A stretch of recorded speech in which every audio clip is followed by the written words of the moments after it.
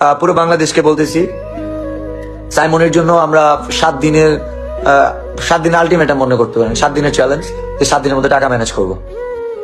আর এটাও বলে রাখি, 7 দিনের মধ্যে যদি টাকা ম্যানেজ না হয়, যদি 1 টাকাও ম্যানেজ না হয়, থটস অফ বিল্লাল পুরো 10 লাখ টাকা দিয়ে দিবে।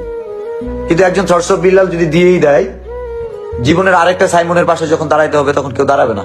থটস অফ বিল্লালের শক্তি সামর্থ্য না থাকলে কিভাবে দাঁড়াবে? বলার মতো যে একটা সাহস, সেই মানুষটাকে তো পাইলাম না।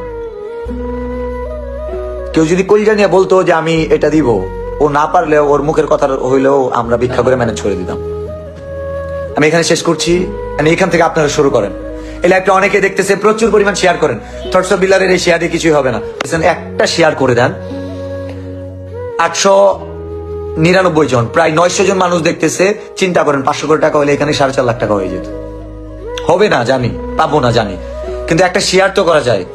এই হাতটা ঠিক আছে, এই হাতটা দিয়ে একটা শেয়ার করেন।